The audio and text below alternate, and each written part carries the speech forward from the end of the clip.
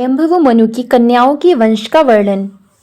चतुर्थ स्कंद का पहला अध्याय।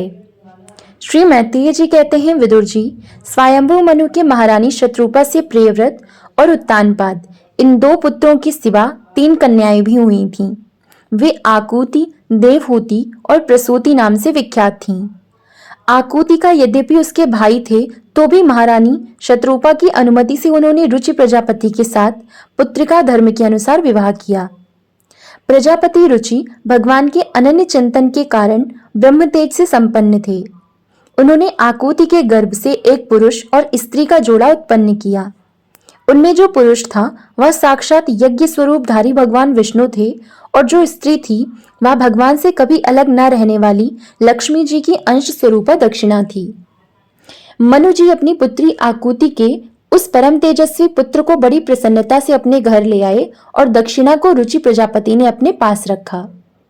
जब दक्षिणा विवाह के योग्य हुई तो उसने यज्ञ भगवान को ही पति रूप में प्राप्त करने की इच्छा की। तब भगवान यज्ञ पुरुष ने उससे विवाह किया। इससे दक्षिणा को बड़ा संतोष हुआ। भगवान ने प्रसन्न होकर उससे 12 पुत्र उत्पन्न किए। उनके नाम हैं तोष, प्रतोष, संतोष, भद्र, शांति, इडहपति, एध्म, कवि, विभु, सुहन, सुदेव और रोचन। ये ही स्वयंभुव मनवंतर में तुषित नाम के देवता हुए। उस मनवंतर में मरीचि आदि सप्तर्षि थे।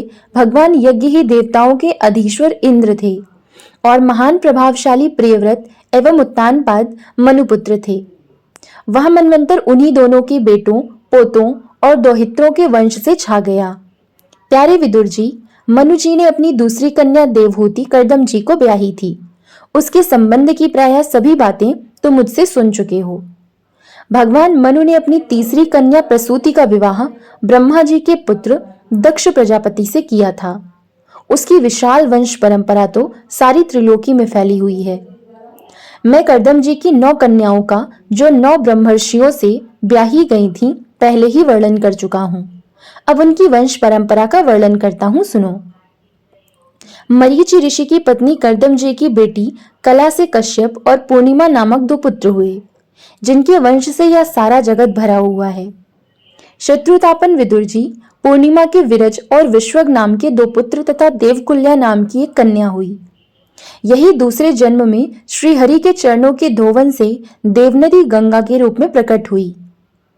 अत्रि की पत्नी अनुसुईया से दत्तात्रेय, दुर्वासा और चंद्रमा नाम के 3 परम यशस्वी पुत्र हुए।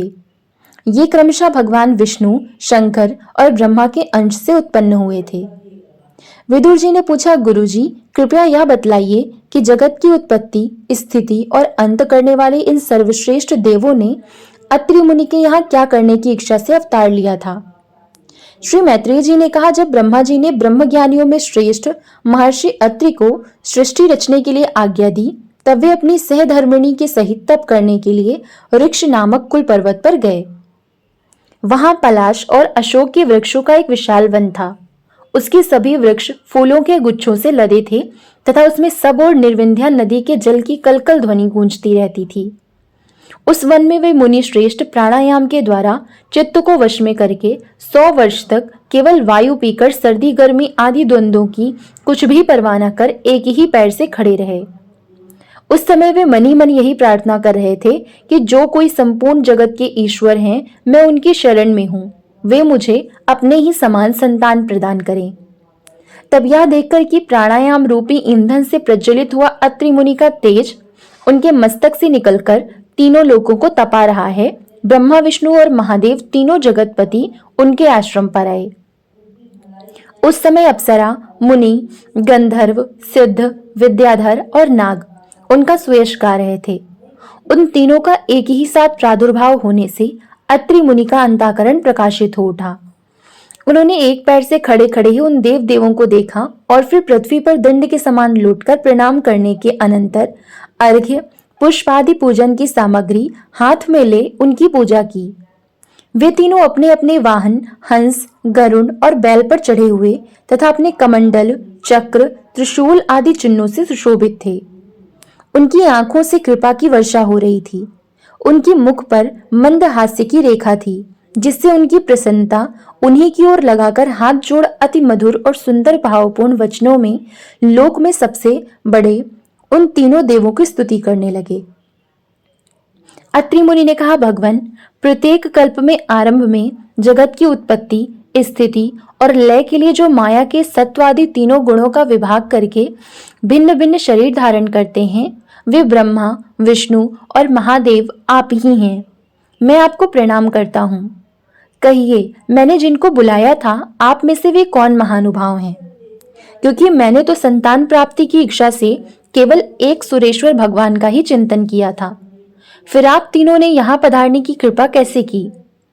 आप लोगों तक तो देहधारियों के मन की भी गति नहीं है, इसलिए मुझे बड़ा आश्चर्य हो रहा है। आप लोग कृपा करके मुझे इसका रहस्य बतलाइए। श्री मैत्रेय जी कहते हैं, समर्थ विदुर जी, अत्रि मुनि के वचन सुनकर वे तीनों देव हंसे और उससे सुमधुर वाणी में कहने लगे। देवताओं ने कहा, ब्रह्मन, तुम सत्य संकल्प हो, अतः तुमने जैसा संकल्प किया था वही होना चाहिए। उससे विपरीत कैसे हो सकता था?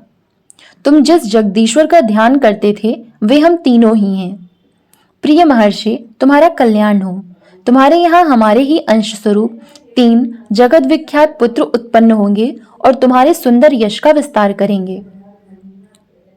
उन्हें इस प्रकार अभीष्ट वर देकर तथा पति पत्नी दोनों से भली भांति पूजित होकर उनके देखते ही देखते वे तीनों सुरेश्वर अपने अपने लोकों को चले गए।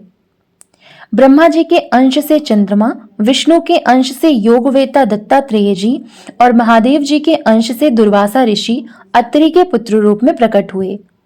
अब अंगिरा ऋषि की संतानों का वर्णन सुनो। अंगिरा की पत्नी श्रद्धा ने सिनीवाली, कुहू, राका और अनुमति इन 4 कन्याओं को जन्म दिया।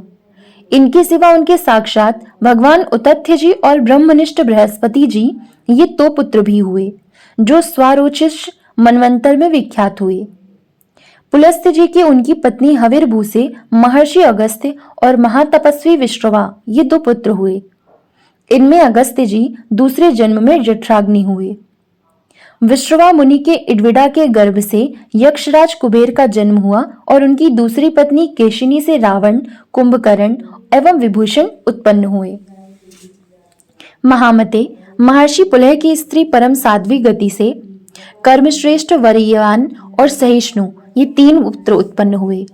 इसी प्रकार क्रतु की पत्नी क्रिया ने ब्रह्म तेज से देदीप्यमान बालखिल्यादि 60,000 ऋषियों को जन्म दिया। शत्रुतापन विदुर जी, वशिष्ठ जी की पत्नी ऊर्जा, अरुंधति से चित्रकेतु आदि 7 विशुद्ध चित्त ब्रह्मर्षियों का जन्म हुआ। उनके नाम चित्रकेतु, सुरोचि, विरजा, मित्र, उल्बन, वसुभृद्यान और द्युमान थे। इनके सिवा उनकी दूसरी पत्नी से शक्ति आदि और भी कई पुत्र हुए। अथर्वा मुनि की पत्नी चित्ती ने दध्यंग, दधीचि नामक एक तपोनिष्ठ पुत्र प्राप्त किया, जिसका दूसरा नाम अश्वशिरा भी था। अब भृगु के वंश का वर्णन सुनो। महाभाग भृगु जी ने अपनी भार्या ख्याति से धाता और विधाता नामक पुत्र तथा श्री नाम की एक भगवत परायणा कन्या उत्पन्न की। मेरु ऋषि ने अपनी आयति और नाम की कन्याएं क्रमशः धाता और विधाता को ब्याहीं। उनसे उनके मृकंड और प्राण नामक पुत्र हुए। उनमें से मृकंड के मार्कंडेय और प्राण के मुनिवर वेदशिरा का जन्म हुआ। भृगु जी के एक कवि नामक पुत्र भी थे, उनके भगवान उष्णा शुक्राचार्य हुए। विदुर जी, इन सब मुनीश्वरों ने भी संतान उत्पन्न करके सृष्टि का विस्तार किया। इस प्रकार मैंने तुम्हें यह कर्दम जी के दोहित्रों की संतान का वर्णन सुनाया। जो पुरुष इसे श्रद्धापूर्वक सुनता है उसके पापों को यह तत्काल नष्ट कर देता है। ब्रह्मा जी के पुत्र दक्ष प्रजापति ने मनुनंदिनी प्रसूति से विवाह किया। उससे उन्होंने सुंदर नेत्रों वाली 16 कन्याएं उत्पन्न की। भगवान दक्ष ने उनमें से 13 धर्म को, एक अग्नि को, एक समस्त पितृगण को और एक संसार का संहार करने वाले तथा जन्म मृत्यु से छुड़ाने वाले भगवान शंकर को दी। श्रद्धा, मैत्री, दया, शांति, तुष्टि, पुष्टि, क्रिया, उन्नति, बुद्धि, मेधा, तितिक्षा, ह्रीय और मूर्ति ये धर्म की पत्नियां हैं। इनमें से श्रद्धा ने शुभ, मैत्री ने प्रसाद, दया ने अभय, शांति ने सुख, तुष्टि ने मोद और पुष्टि ने अहंकार को जन्म दिया। क्रिया ने योग, उन्नति ने दर्प, बुद्धि ने अर्थ, मेधा ने स्मृति, तितिक्षा ने क्षेम और हीन लज्जा ने प्रश्रय अर्थात विनय नामक पुत्र उत्पन्न किया। समस्त गुणों की खान मूर्ति देवी ने नर नारायण ऋषियों को जन्म दिया। इनका जन्म होने पर इस संपूर्ण विश्व ने आनंदित होकर प्रसन्नता प्रकट की। उस समय लोगों के मन, दिशाएं, वायु, नदी और पर्वत सभी में प्रसन्नता छा गई। आकाश में मांगलिक बाजे बजने लगे, देवता लोग फूलों की वर्षा करने लगे, मुनि प्रसन्न होकर स्तुति करने लगे, गंधर्व और किन्नर गाने लगे, अप्सराएं नाचने लगीं। इस प्रकार उस समय बड़ा ही आनंद मंगल हुआ तथा ब्रह्मादि समस्त देवता स्रोतों द्वारा भगवान की स्तुति करने लगे। देवताओं ने कहा, जिस प्रकार आकाश में तरह तरह के रूपों की कल्पना कर ली जाती है, उसी प्रकार जिन्होंने अपनी माया के द्वारा अपने ही स्वरूप के अंदर इस संसार की रचना की है और अपने उस स्वरूप को प्रकाशित करने के लिए इस समय इस ऋषि विग्रह के साथ धर्म के घर में अपने आप को प्रकट किया है, उन परम पुरुष को हमारा नमस्कार है।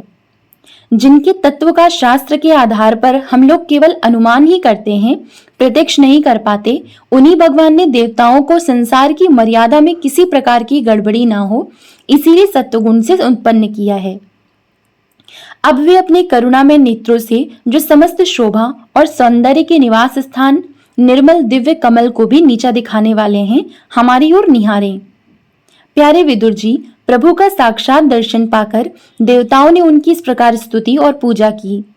तदनंतर भगवान नर नारायण दोनों गंधमादन पर्वत पर चले गए। भगवान श्रीहरि के अंशभूत वे नर नारायण ही इस समय पृथ्वी का भार उतारने के लिए यदुकुल भूषण श्री कृष्ण और उन्हीं के सरीखे श्याम वर्ण कुरुकुल तिलक अर्जुन के रूप में अवतीर्ण हुए हैं। अग्निदेव की पत्नी स्वाहा ने अग्नि के ही अभिमानी पावक, पवमान और शुचि ये 3 पुत्र उत्पन्न किए। ये तीनों ही हवन किए हुए पदार्थों का भक्षण करने वाले हैं। इन्हीं तीनों से 45 प्रकार के अग्नि और उत्पन्न हुए।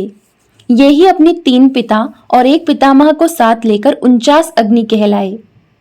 वेदज्ञ ब्राह्मण वैदिक यज्ञ कर्म में जिन 49 अग्नियों के नामों से आग्नेयी इष्टियां करते हैं, वे ये ही हैं: अग्निश्वात्य, बर्हिषद, सोमप और आज्यप ये पितर हैं। इनमें साग्निक भी हैं और निरग्निक भी हैं।